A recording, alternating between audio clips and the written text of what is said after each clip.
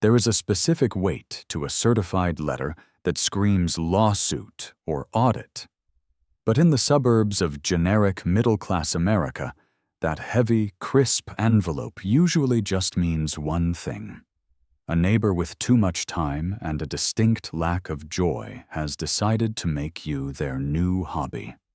I was standing on my porch, the morning sun hitting the fresh cedar planks of my fence.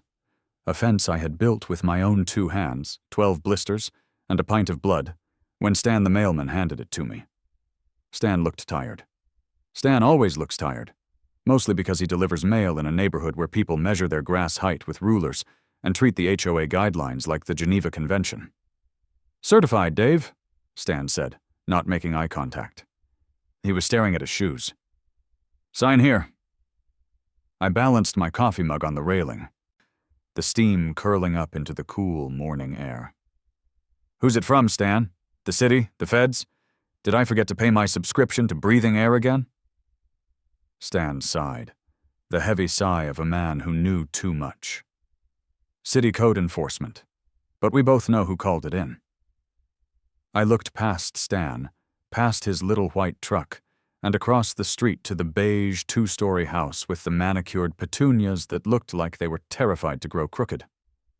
Linda's house. "Linda," I said, the name tasting like spoiled milk.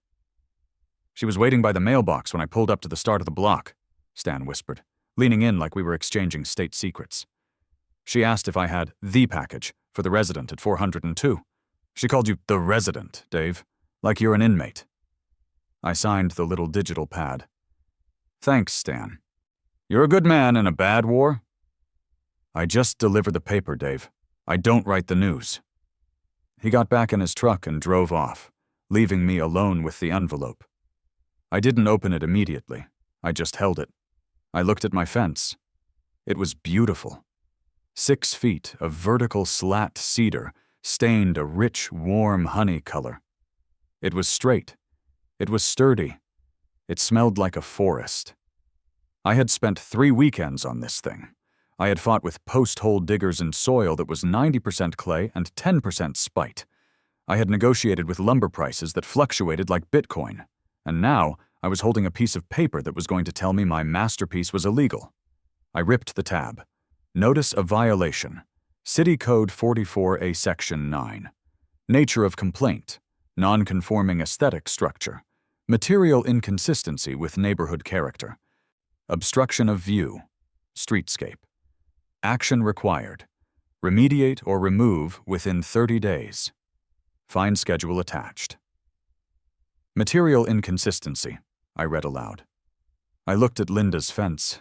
It was white vinyl, plastic, soulless. It looked like something you'd find in the background of a commercial for antidepressants. And she had the gall to tell me my natural wood was inconsistent? I took a sip of my coffee. It was lukewarm, fitting. This wasn't just a complaint. This was a declaration of war. And the thing about war is, you don't win by being right. You win by being the last one standing. I didn't go over there immediately. I'm not an amateur. You don't storm the castle until you've scouted the perimeter. I spent the next hour doing what any rational, mature adult would do. I paced around my living room ranting to my dog, Buster. "It's cedar. Buster, cedar. It's naturally rot-resistant. It ages into a distinguished silver gray. It's the George Clooney of woods. And she wants what? Plastic? She wants me to surround my life with petroleum byproducts?" Buster licked his paw, unbothered by the architectural crisis at hand. "And obstruction of view? It's a privacy fence. That is the literal point. I am obstructing the view of her face. That is the feature, not the bug." I went to the window. Linda was out there now. She was wearing that pink visor, the one she wears when she means business, and she was sweeping her driveway. But she wasn't just sweeping. She was aggressively sweeping. She was attacking invisible dust particles with a vengeance that suggested she was imagining they were my face. I needed to talk to her. Not to surrender, but to confirm. I needed to hear her say it. I needed the moral high ground before I dragged us both into the mud. I put on my shoes, my work boots, actually, because they made me feel taller and more like a guy who builds things and less like a guy who writes software for a logistics company, and walked out the front door. Crossing the street felt like crossing a minefield. The suburbs are quiet, but it's a loud quiet. You can hear the hum of AC units and the distant buzz of lawnmowers, but underneath that, you can hear the judgment. "Morning, Linda," I called out as I reached the edge of her driveway. She stopped sweeping. She didn't turn immediately. She did the slow, dramatic pivot, like a turret on a battleship. She adjusted her visor. "Oh, David, hello?" She didn't smile. Linda doesn't smile. She bares her teeth, which is similar, but evolutionary distinct. "I didn't expect to see you up so early. Usually the construction noise doesn't start until noon." "It's 9:30, Linda, and I finished the fence last week, hence the silence." "Finished?" She let out a short, sharp laugh like a bark. "Oh, I assumed that was the underlayer, the scaffolding." I felt a vein in my forehead throb. "It's cedar, Linda. It's finished. It's stained. It looks very rustic." She said the word rustic, the way you might say contagious. "It's wood. Wood is rustic. That's sort of its thing." She leaned on her broom, adopting a posture of concerned benevolence. "Look, David, we all want the neighborhood to look its best. Property values are up. The Smiths just sold for $50,000 over asking. We have a standard to maintain. And that barricade, it just feels a little fortressy. A little hostile." "It's a fence, Linda. It keeps my dog in and the solicitors out." "It blocks the light," she countered. "And the style. It clashes with the vinyl. Everyone else has vinyl or wrought iron. The wood, it looks unfinished. It looks cheap." Cheap. I spent $2,000 on that wood. I spent $300 on the stain. I spent my back, my knees, and my sanity on that wood. "I got a letter today, Linda," I said, my voice dropping an octave. "From the city, about the fence." She feigned surprise, placing a hand on her chest. "Oh, did you? Well, the city does drive-by inspections. They're very thorough. Stan told me you were waiting for him to deliver it." Her eyes narrowed. The benevolence evaporated. "Well, if you must know, yes, I called it in. And I wasn't the only one." "You were definitely the only one. The Johnsons love it. Mike next door asked me for the contractor's number because he thought a pro built it." "Mike has a collection of rusted cars on his lawn, David. His opinion is invalid." She took a step closer, waving a hand toward my house. "It's an eyesore. It's ugly. It looks like a corral for livestock. I have to look at it every time I back out of my driveway. It ruins the aesthetic flow of the street." "The aesthetic flow," I repeated. "Linda, we live in a subdivision built in 1998. The aesthetic flow is beige, stucco, and sadness." "Fix it," she snapped. "Paint it white or take it down. I have friends in code enforcement, David. I know the head of the zoning board. You can't win this. It's ugly, it's illegal, and it's coming down." She turned her back on me and started sweeping again. The conversation was over. I stood there for a moment, watching the dust fly. I looked back at my fence. It stood proud and golden in the sun. It wasn't ugly. It was magnificent. But to her, it was just an obstacle. "Ugly," I whispered. I walked back across the street. My blood wasn't boiling, it was freezing. That's when I do my best work. When I'm hot, I make mistakes. When I'm cold, I make plans. She wanted me to change the fence? Fine. She wanted aesthetic flow? Sure, she wanted to dictate what she saw when she backed out of her driveway. I would give her something to look at. The rest of the day was a blur of administrative rage. I didn't go to work. I called in with a case of acute bureaucratic inflammation. I drove down to the city clerk's office. It's a miserable building, smelling of floor wax and despair. I took a number, I waited. I watched a woman argue about a parking ticket for 45 minutes. Finally, I got to the counter. The clerk, a woman named Janice who looked like she had been stamping forms since the Carter administration, looked at my notice. "You need to paint it," she said, bored. "Or side it. Code says fences facing the street must be of uniform color and finished material consistent with the primary structure or prevailing neighborhood standard." "Define finished material," I said. Janice blinked. "Excuse me?"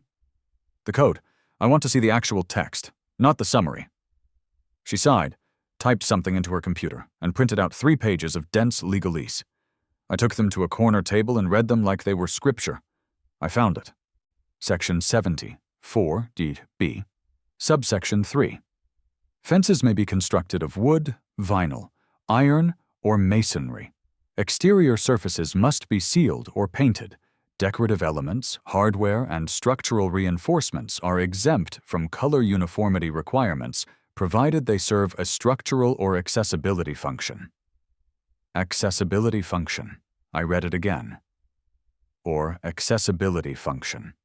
And then, right below it, in the section about signage, residential properties are permitted to display signage related to safety, address identification, or disability accommodation without a permit, provided the signage does not exceed 10 square feet per individual sign. I sat back in the hard plastic chair.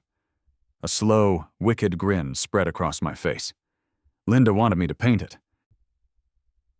The city wanted it finished, but the code said I could have hardware and accessibility accommodations. I wasn't going to paint "Screw You" in neon orange. That would be vulgar. That would get me fined again. No, I needed to be subtle. I needed to be inclusive. I needed to be helpful. I needed Braille. If I used nails, rusty, texture-rich nails, driven into the wood to form Braille characters, they would technically be hardware. And if they spelled out a message, that message would be an accessibility accommodation for the visually impaired who might be wandering past my house and wondering anything. I did the math on a napkin. A Braille cell is 6 dots. To write a message large enough to be seen, felt, from the street, I'd need a lot of nails. I took out my phone and Googled Braille generator. I typed in my message, "Mind your own business." It was perfect, but it wasn't enough. It needed to be longer. It needed to cover the whole fence. "Mind your own business. Yes, you, Linda. Stop looking at my house. Get a hobby." I looked at the dot pattern. It was beautiful. It looked like abstract art. It looked like a wave. I went back to the counter. "Janice," I said, "one more question. Does the code specify what kind of nails I have to use for structural reinforcement?" Janice didn't even look up from her Sudoku. "Nope. Just has to hold the wood together." "And if I wanted to add tactile signage for the blind? To make my property more inclusive?" Janice paused. She looked at me over her glasses. "Are you blind, sir?" "No, but I am an ally." "No, and I believe in universal design." She stared at me for a long time. She knew I was up to something, but she also knew that she got paid $16 an hour, and fighting me would take effort. As long as it doesn't project more than 2 inches from the surface and isn't sharp enough to cut a pedestrian, the city doesn't regulate tactile features. Thank you, Janice. You've been a beacon of hope. I left the city building and drove straight to the hardware store, but not the big box store. I went to Rusty's Salvage and Surplus on the edge of town. It was a place where OSHA regulations went to die. I walked in. The air smelled of grease and tetanus. "I need nails," I told the guy behind the counter. He had a beard that contained at least 1 bird's nest. "A lot of them, and I don't want the shiny ones. I want the nasty ones. The ones you can't sell." He looked at me. "I got a barrel of iron spikes from a barn teardown in '92. Rusted to hell. Heavy heads. Useless for framing. Great for, nothing really." "Perfect. How many you got?" "Thousands, maybe 5,000. Weighed by the pound." "I'll take them all." He rang me up. "What are you building? A torture chamber?" "No," I said, lifting the heavy bucket. "An education center." The next morning, I needed help. 5,000 nails is a lot of hammering for one man. I'd lose my arm before I finished the M in mind. I called Sully. Sully is a general contractor I'd used for my bathroom reno. He's a large man, shaped roughly like a refrigerator with a mustache. He drives a van that sounds like it's coughing up a lung, and he charges fair rates because he refuses to do paperwork. He pulled up at 8 a.m. sharp. He looked at the bucket of rusty spikes. He looked at the fence. He looked at me. "So," Sully said, hitching up his tool belt. "Let me get this straight. You want me to take these nails, which, by the way, are literal garbage, and hammer them into your brand new cedar fence?" Yes. In a pattern. Yes. And you're paying me my full hourly rate for this? I'll pay you double if we finish by noon. Sully picked up one of the nails. He ran his thumb over the jagged orange-brown head. Dave, I gotta ask, is this a mental health thing? Should I call someone? Because usually people pay me to remove rusty metal from their property. It's art, Sully, it's texture. It's gonna look like the fence has smallpox. Exactly. Look, here's the blueprint. I unrolled the large sheet of graph paper I'd spent all night drawing. I had mapped out the Braille dots on a grid. Each dot was a cluster of 4 nails to make it visible from distance. Sully squinted at the paper. This isn't a pattern. It's random dots. It's Braille. Sully looked at me. Then he looked at Linda's house across the street. Linda was in her window, peeking through the blinds. Sully, who has been working in this town for 30 years and has likely dealt with 1,000 Lindas, slowly started to smile. It was a terrifying smile. Braille, he repeated. What's it say? It's an inspirational quote, I lied, about minding one's path. Uh-huh. Sully grabbed his hammer. It was a framing hammer, big enough to kill a bison. And we're doing this facing the street? Front and center. I love it. I don't know why, but I love it. He kicked the bucket of nails. Let's make some noise. We started at 8:05 a.m. If you have never heard 2 grown men rapid-fire hammering large iron spikes into cedar planks in a quiet suburban cul-de-sac, let me tell you, it is glorious. It is the sound of industry. It is the sound of progress. It creates a rhythm that echoes off the vinyl siding of neighboring houses. Bang, bang, bang, bang, bang, bang, bang, bang. We worked in a line. I marked the spots with chalk. Sully drove the nails. He was a machine. 1 strike to set it, 1 strike to sink it. He left the heads protruding about 1/4 inch, just like I asked, to catch the light, to catch the shadows. By 9 a.m., Linda was on her porch. She was wearing a bathrobe and holding a phone. I didn't look at her. I put on my noise-canceling headphones. I was listening to heavy metal. It felt appropriate. I could see her mouth moving. She was screaming. She was pointing. She came down the driveway. Sully stopped hammering. He looked at me. I lifted one ear cup. "Stop this racket immediately!" she was shrieking. "What are you doing? You're ruining it. You're destroying the wood." I turned to her, hammer in hand. "Maintenance, Linda. Just adding some structural reinforcement, per the code. You're putting trash into the fence. It looks like disease. It's texturizing, very trendy in industrial design. I'm calling the police." "Go ahead," I yelled back cheerfully. "I have my permits. Will I have my exemptions?" She stormed back inside. Sully looked at me. "She seems nice." "She's a delight. Keep hammering us. We're only on the letter N." We picked up the pace. The rhythm got faster. It was hypnotic. The sun climbed higher, baking the cedar, and the smell of the wood mixed with the metallic tang of the rusty nails. It was the smell of victory. As we worked, the pattern started to emerge. To the untrained eye, it looked like a swarm of insects had attacked the wood. It was chaotic. It was jagged. The rust from the nails was already staining the wood slightly, creating little orange bleeds around each head. It was hideous. It was the ugliest thing I had ever seen. "Dave," Sully said, wiping sweat from his forehead around 10:30. "I gotta say, this is aggressive. I mean, usually I build gazebos. This feels like I'm building a barricade for a zombie apocalypse." "Wait until we apply the activator," I said. "The what?" "Vinegar and hydrogen peroxide. It speeds up the rusting process. I want these nails to drip. I want them to weep orange tears down the face of the fence." Sully laughed, a deep belly laugh. "You are a sick man, Dave. Remind me never to piss you off." "Just don't report my fence, Sully." By 11:45, we were done. 5,000 nails. My arm felt like jelly. My hand was cramping into a permanent claw shape. But it was finished. The fence was covered in clusters of rusty spikes. Sully packed up his tools. "That is something. It's definitely something." I handed him a check.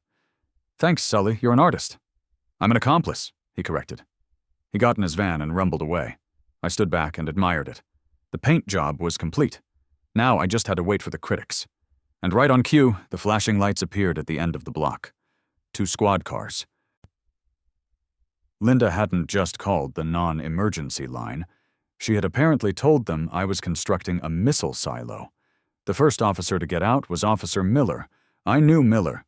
He was the one who came when my car alarm wouldn't stop going off 3 years ago.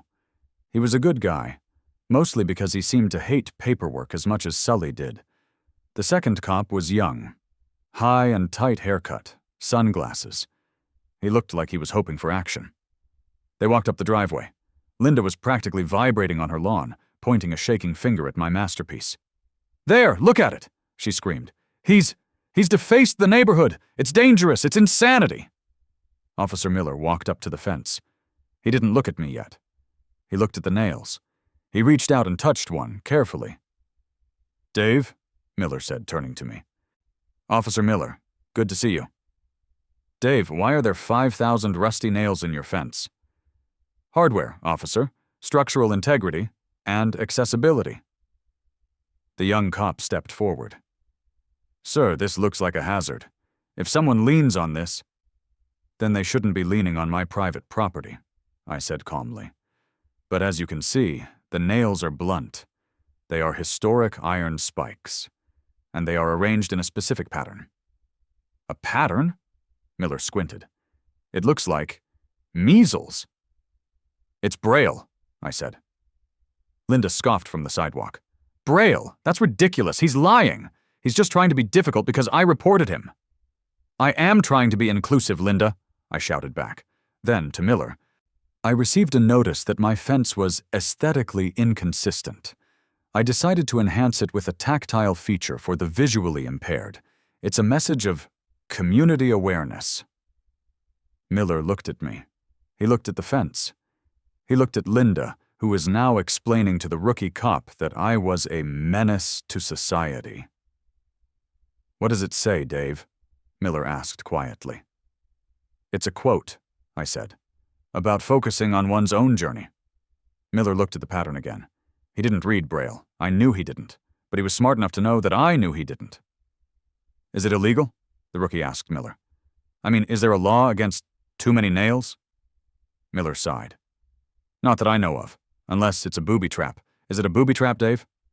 "Only if you attack the fence with your body, officer." Miller turned to Linda.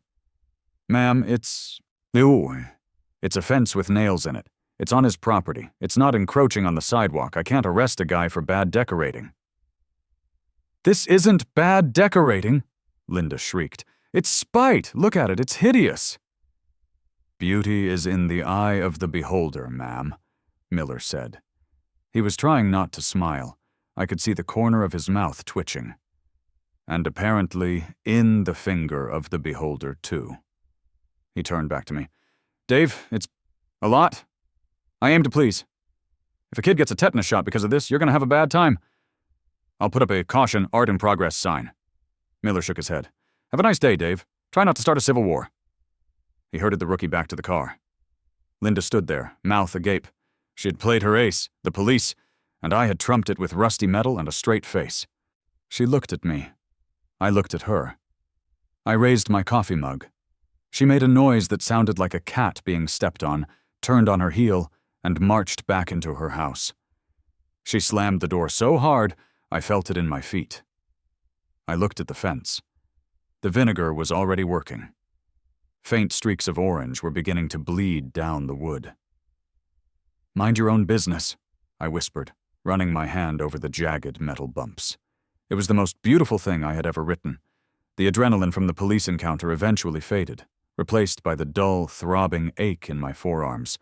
A reminder that I am a software engineer, not a blacksmith, and swinging a 20-ounce hammer 5,000 times has consequences.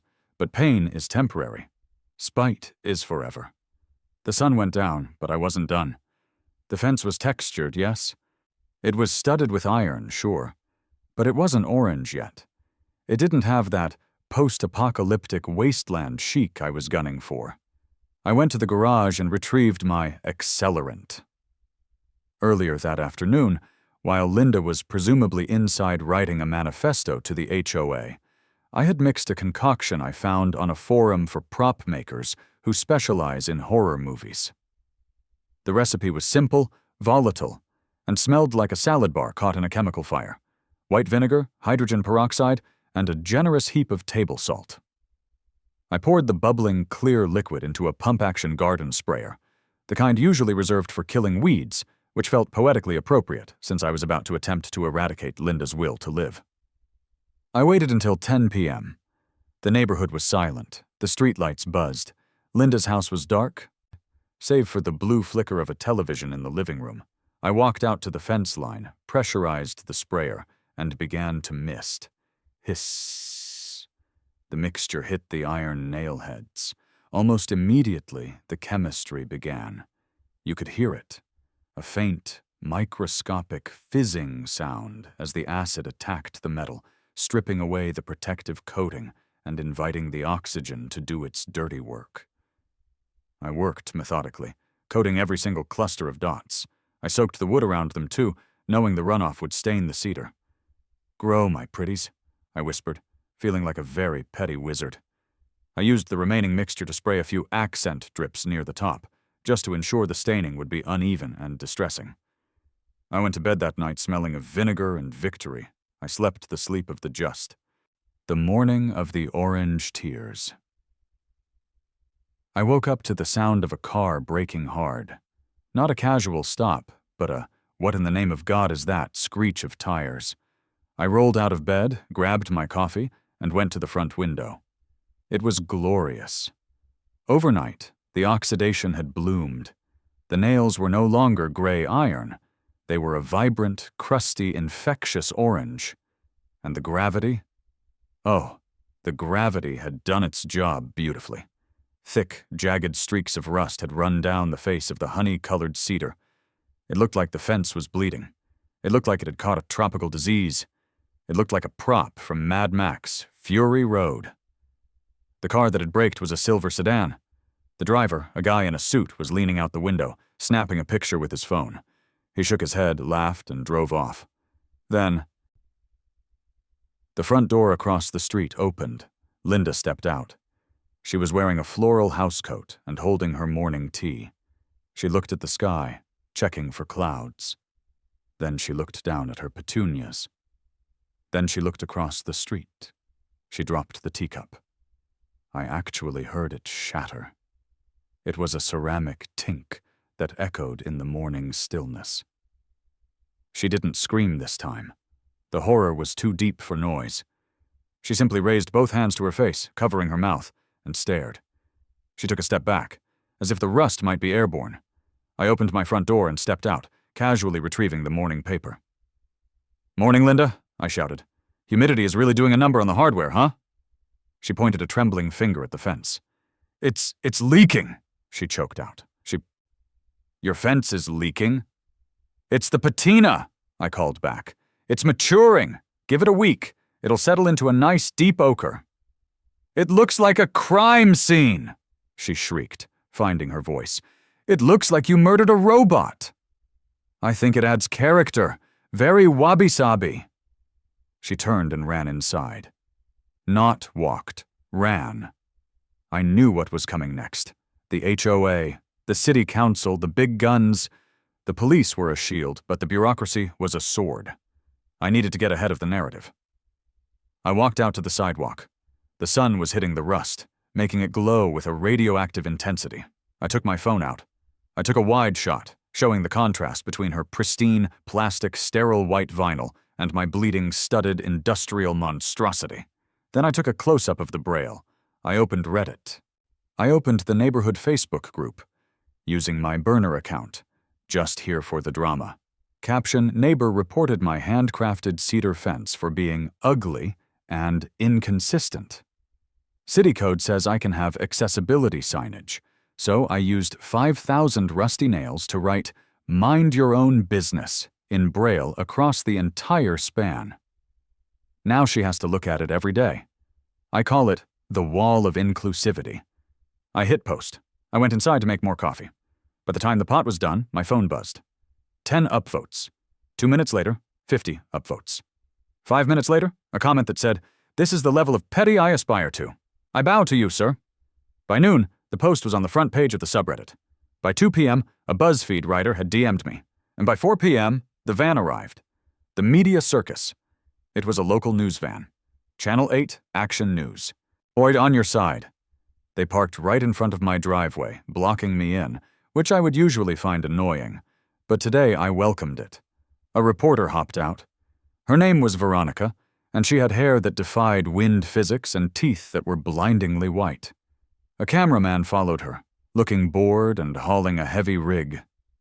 They didn't come to my door first. They went straight to the fence. Veronica ran her hand over the rusty spikes, pulled it back, looked at her hand, and wiped it on her pants. I walked out. "Careful," I said. "It's interactive art, but it bites." Veronica spun around, beaming. "Sir, are you the homeowner? The artist?" "I am the curator, yes. We saw the post online. It's trending locally. Can you tell us why?" The camera light clicked on. I straightened my posture. "Well, Veronica," I began, adopting the somber tone of a misunderstood genius. "I believe that our neighborhood should be welcoming to everyone. When my neighbor expressed concern about the aesthetics of my fence, I realized I had failed to consider the tactile experience. What about the visually impaired members of our community? Do they not deserve to enjoy the boundary of my property?" "And the rust?" she asked, gesturing to the orange streaks. "Nature's paint," I said solemnly. "It represents the decay of privacy in the digital age." "Cut," she said. "That was great. Can we get a shot of you looking pensive next to the nails?" "Absolutely." As I was posing, looking wistfully at a particularly jagged nail, the door across the street flew open. Linda had realized the enemy was getting airtime. She didn't just come out, she stormed out. She had changed into a blazer. She was ready for her close-up. "Excuse me," she yelled, marching across the street. "Excuse me, are you filming this? You need to hear the truth." Veronica's eyes lit up. Conflict, ratings gold. "And you are?" "I am Linda Hatcher. I am the one who has to live across from this abomination." The camera swiveled to her. "Ma'am," Veronica said, thrusting the microphone in her face, "the homeowner claims this is an accessibility feature. Do you hate the blind?"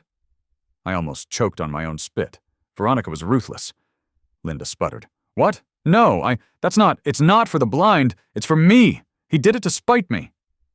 "So you believe the Braille is a message directed at you?" "Yes, he's mocking me." "Do you read Braille, Linda?" I asked from the sidelines. "No, but I know you." She turned to the camera, her face flushing pink to match her visor. "He is a menace. He lowers our property values. This used to be a nice street. Now it looks like a junkyard. I have a petition. I have signatures." "How many signatures?" Veronica asked. "Well, I have mine, and my husband's, and I'm working on the Johnsons, but they aren't answering their door." The Johnsons were currently peeking through their curtains, eating popcorn. I could see them. "So," Veronica summarized, turning back to the lens, "a neighborhood divided. One man's rusty accessibility project is another woman's junkyard. Is it art? Is it code violation? Or is it just the most passive-aggressive act in county history? Back to you, Tom." The camera light went off. "That was amazing," Veronica said to me. "This is going to lead the 6 o'clock segment. Do you mind if we get some B-roll of the rust dripping?" "Knock yourself out," I said. Linda stood there, ignored. "I'm calling the city manager," she screamed at no one in particular. "I'm calling the mayor." "You do that, Linda," I said. "Tell him I said hi." The summons. 2 days later, the viral fame had reached critical mass.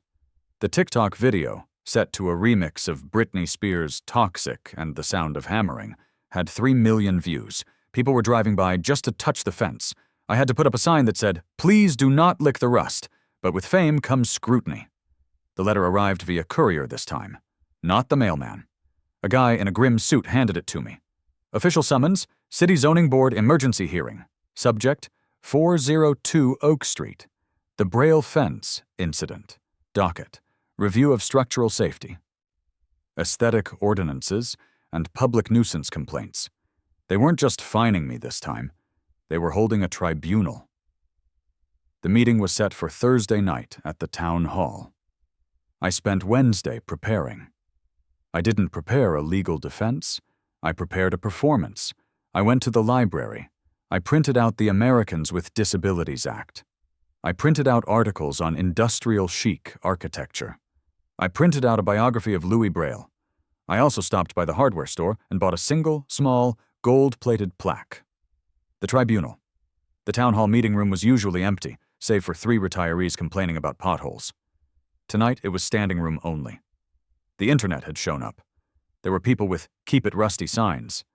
There were a few visually impaired people with guide dogs. My heart actually swelled at that. I hoped they appreciated the irony. And of course, there was Linda, sitting in the front row with a binder as thick as a phone book. The zoning board sat on a raised dais, 5 people. 4 of them looked annoyed. The 5th, the chairman, looked like he wanted to be literally anywhere else. "Order!" The chairman banged his gavel. "We are here to discuss the matter of the fence at 402 Oak Street." He looked at me. "Mr. David Miller, you are the owner?" I stood up. I wore a suit. I looked respectable. "I am, Mr. Chairman." "And you are accused of maintaining a structure that violates Section 9 of the Neighborhood Aesthetic Code, and possibly creating a public health hazard due to excessive oxidation." "Mr. Chairman," Linda jumped up, "he did it to harass me. It's a hate crime. It's an eyesore." "Sit down, Mrs. Hatcher," the chairman sighed. "Mr. Miller, explain yourself. Why are there 5,000 rusty nails in your fence?" I walked to the podium. I adjusted the microphone. "Mr. Chairman, members of the board," I began.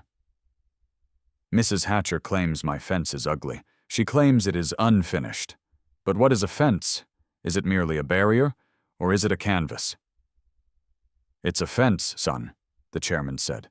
"Don't get philosophical." "Fair enough. The code states I must have a finished surface. I argued that the nails are hardware. But more importantly, the code allows for accessibility signage. I have simply provided a tactile interface for my property." "And what does it say?" a board member asked. A woman with glasses. "We've had reports that it contains profanity." The room went silent. Linda leaned forward, smirking. This was her trap. Don't. If I admitted it said, "Mind your own business," they could nail me, pun intended, for offensive signage or harassment. I smiled. "Profanity? Absolutely not. It is a quote, a meditation on the sanctity of private life." "Can you translate it for us?" "I can do better," I said. "I have brought an expert." I didn't actually have an expert, but I did have the internet.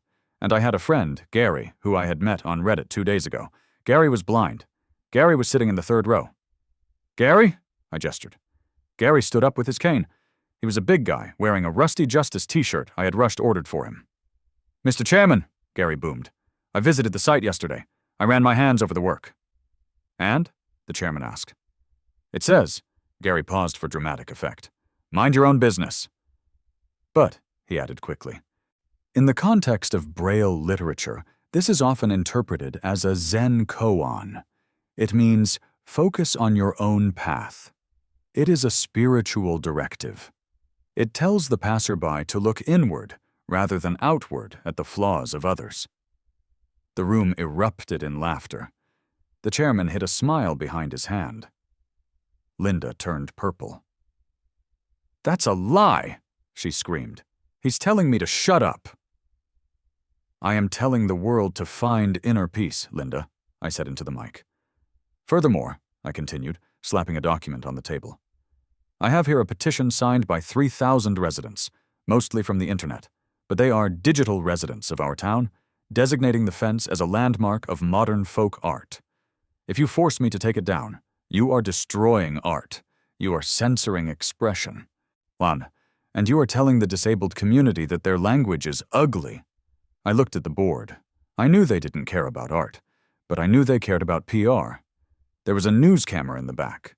If they ruled against the blind accessibility fence, they would look like monsters on the 10 o'clock news.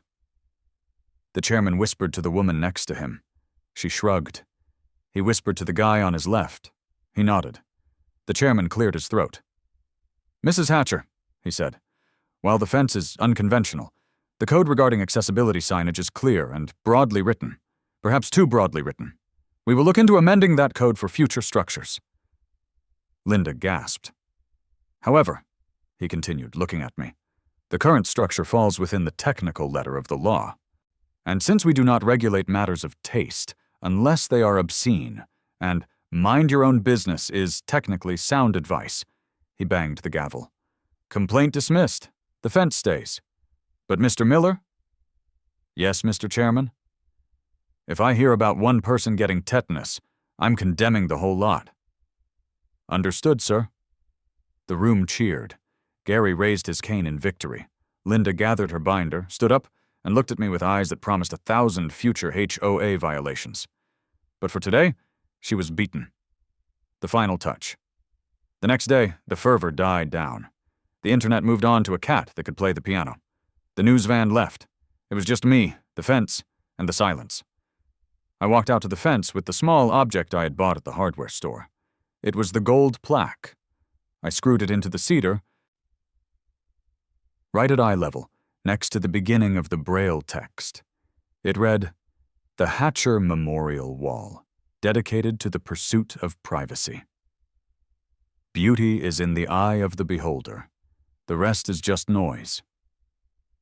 I stepped back. The rust was deep and dark now. It looked ancient. It looked permanent. I heard a door open. Linda came out to get her mail.